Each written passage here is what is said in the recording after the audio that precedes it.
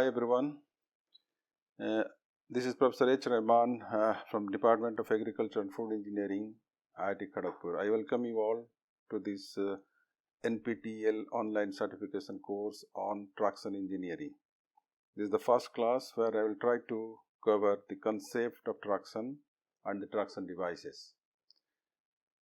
So, these are the concepts which will be covered, like definition of traction, role of traction, how it is produced, how to improve traction, and what are the different traction devices used for developing traction.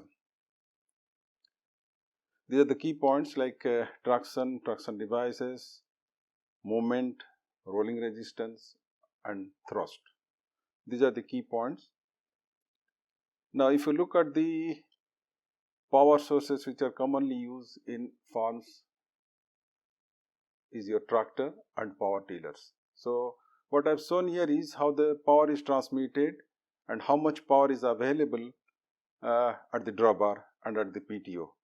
So, if you look at this in a tractor, about 83% of the power which is developed in the gross flywheel is available at the PTO. Now, if you want to find out the power which is available at the drawbar, then again there will be reduction of, say, in a two-wheel drive tractor, there will be 0.87 times the power which is available at the PTO in concrete surface, and in farm soil still less, 0.72 times, and in tilled soil it is 0.67 times, and in soft soil it is 0.55 times. And for mechanical front wheel assisted tractor, this is little better. You can see this is 0.77, and in tilled soil this is 0.73. So, there is a increase in power availability. In soft soil it is 0.65. In a four-wheel drive tractor, still it is better than the mechanical front wheel assisted tractor. So, there is an increase from 0.73 to 0.75 in tilled soil, and in soft soil there is an increase from 0.05. Okay. So, if it is a track is giving the best performance if you look at this. So, now it is the soil condition, it is the traction element which will decide or which will control the drawbar power availability. So, traction elements, soil conditions, these are the important parameters which are to be taken into consideration. Now, what is traction?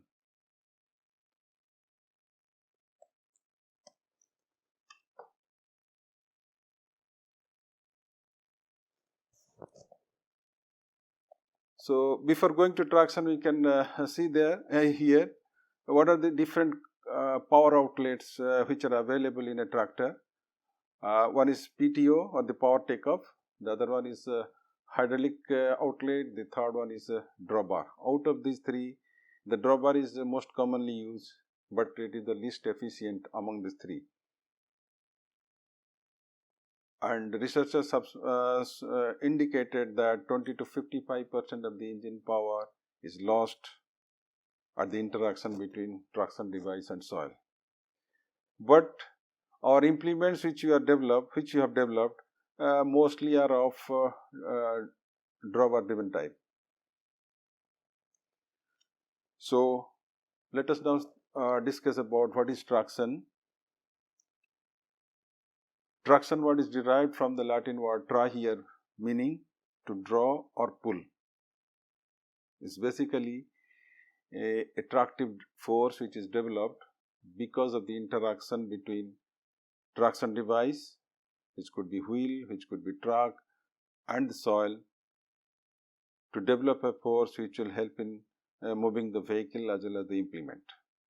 So, this figure shows a wheel which is subjected to normal load W in addition to its own weight, then it has to be powered. So, axial torque is denoted as T, then When it is powered, it will try to rotate.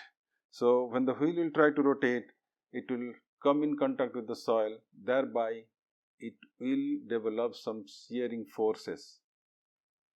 The shearing forces will help in developing the thrust force.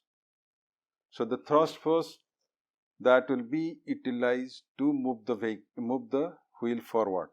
So because of this weight, because of the shearing force, there will be a soil reaction which is denoted as G, and the initial movement of the wheel will be opposed by the frictional forces. So that is indicated as motion resistance.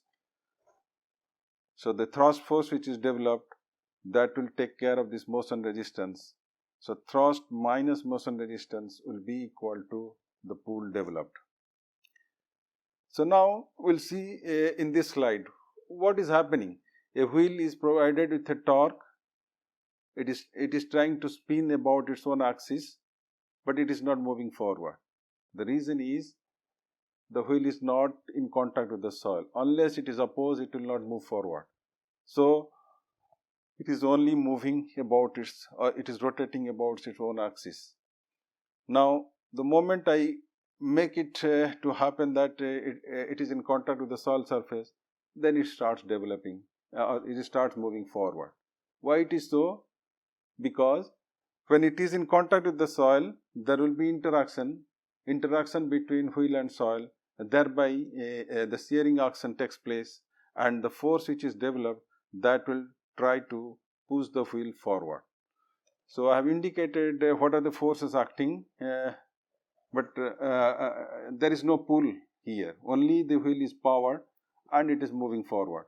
So W is the weight, this is the torque which is applied, and soil reaction is G, and rolling resistance is R, and the thrust developed it will be sufficient to overcome the rolling resistance. Thereby it starts moving. Now I will show a second slide. When pull is applied to this wheel, everything is same, only thing is pull is applied.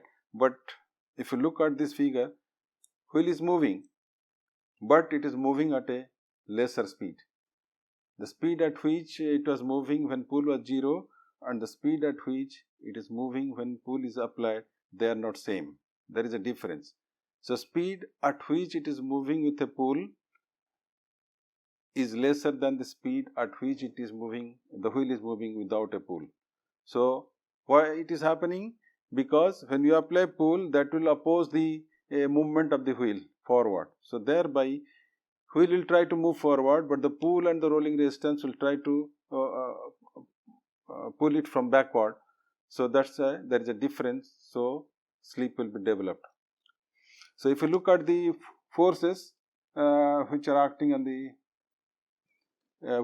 wheel, W, torque T, torque, input torque, then pull is P, and R is the rolling resistance, and G is the soil reaction. If you look at the figure here and look at the previous slide where pull is not applied, you can see the direction of soil reaction. G is vertical when pull is not applied, and when pull is applied, the G is not remaining vertical, it is at an angle.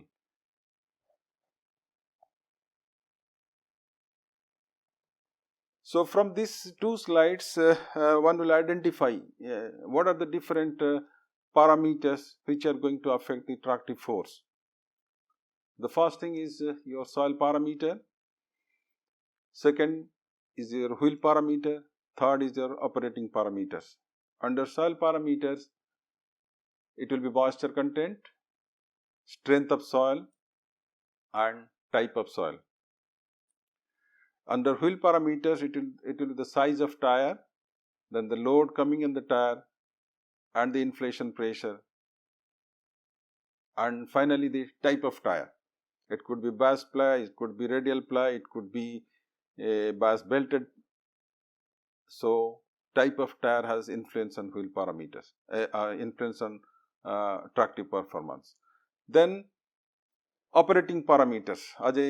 Just now we have seen those two slides where wheel slip is important. So wheel slip is going to affect the tractive performance or the tractive force.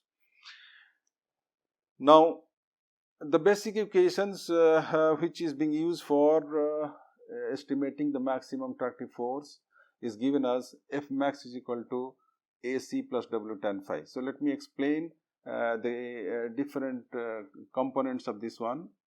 F max is your maximum thrust which is developed, A is the contact area, C is the cohesion of soil, W is the weight, that means normal load which is acting on the wheel, and phi is the angle of internal friction.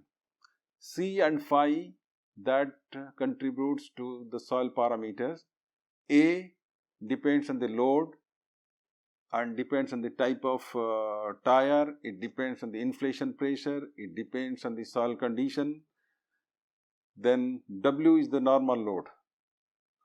Now, if you try to find out, if you try to express in terms of stress, so F max divided by A will be equal to C plus W by A tan phi. So F max by A is nothing but your shear stress and W by A is nothing but your normal stress. So in other words, I can say shear stress is a function of cohesion of the soil, normal stress acting on the soil, and the angle of internal friction phi. Now, in case of a clay soil where C has some value but phi is 0, angle of internal resistance is 0. So, in that case, W has no role for developing the maximum tractive force. The second component in a clay soil will be contributing very less, almost negligible, you can say it is 0. So, F max will be equal to A into C.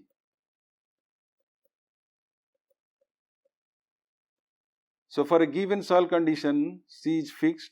So, now it is dependent on A. The maximum tractive force which is developed is dependent on the contact area. And as you know, contact area is a function of inflation pressure. It is a function of load coming on the wheel. It is a function of type of tire. It is a function of soil strength. So, now these are the parameters which will contribute to the contact area. So, more the contact area, more will be the thrust force or the tractive force developed. Now, if you look at the other condition where the soil is sandy, that means it has a phi value but C value is 0, the cohesion is 0. That means the first component has negligible effect on tractive force developed, that is maximum tractive force developed. So, F max will be again dependent on W tan phi. So, now F max is dependent on W tan phi. So, for a given soil, phi is fixed, we cannot change phi, only by addition of certain moisture we can increase little bit, but it is a function of W only. For a given soil, sandy soil, maximum thrust force is a function of weight coming on the wheel. Higher the weight, more will be the maximum thrust. So, unlike the previous case in a clay soil where it is dependent on so many factors, inflation pressure, it depends on type of soil, that means the strength of soil, it depends on type of tire. Okay. So, in this case, it is only dependent on what is the load it can carry. More the load, more will be the thrust force. Now, let us see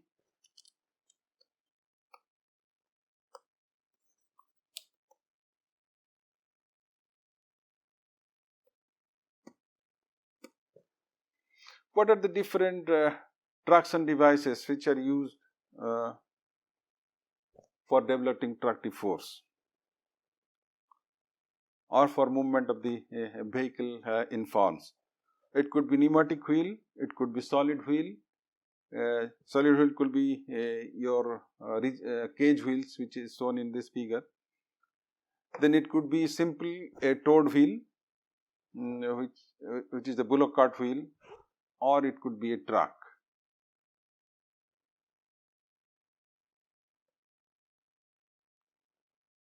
Out of these three, the most commonly used one is your pneumatic wheel. The reason is being it is flexible. It gives a suspension system while riding over the surface irregularities, and it develops more traction as compared to the solid wheels like the cage wheels. Now, if you use cage wheels, the problem will be the transportation. It will try to damage the roads on which it has to move from the workshop or the shed to the field. And obviously, towed wheels which are fitted to the bullock cart, these are not powered wheels. Simply, it is a supporting wheel. It is again a solid wheel. So this is basically used for transportation of different materials. Okay. So, but these are not the wheels which are used for developing tractive force. These are only towed wheels which are used for carrying different materials from one place to other. Then the truck, this is a belt which is wound around two wheels. So the contact area is more. There are arrangements where rollers are provided to keep the stiffness of the belt tight, so that the contact area, so that the pressure distribution below the contact area is more or less uniform. As we know that higher the contact area, higher will be the tractive force, but this is associated with certain other difficulties like steering, and researchers are trying to develop steering mechanism when the power sources like tractors and power tillers are fitted with trucks. They want to raise it, or they want to reduce the contact area so that you can take a easy turn. Now, if you look at the equation which I just now discussed, F maximum is equal to AC plus W times phi. So, whether it is a sandy soil, whether it is a clay soil or is a loamy soil, A has a role, okay, W has a role. So, the trucks which are provided with bigger size tires, they will develop definitely higher tractive force, because A is more, W is more. So, the tractive force which is developed with the truck will be definitely higher than the tractive force which is developed in case of wheels. So, these are some of the traction elements, and out of which only the pneumatic wheels which are very common, and these are provided with the low HP tractors, the commonly used tractors like 45 HP, 55 HP, these are very common.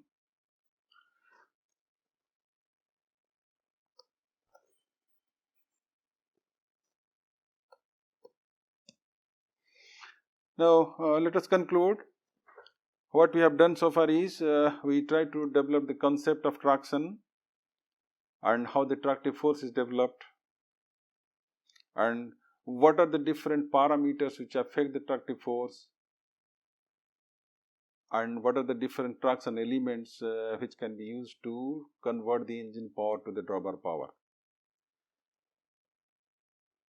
So, the reference you can take Wang J.Y. Terra Mechanics of Off-Road Vehicle Engineering, Theory of Ground Vehicles, again by Wang J.Y., then Off-Road Vehicle Engineering Principles, Goering CE, and Tractors and their Power Units by four authors, Berger, Liljedahl, Carleton, and McKibben. Thank you.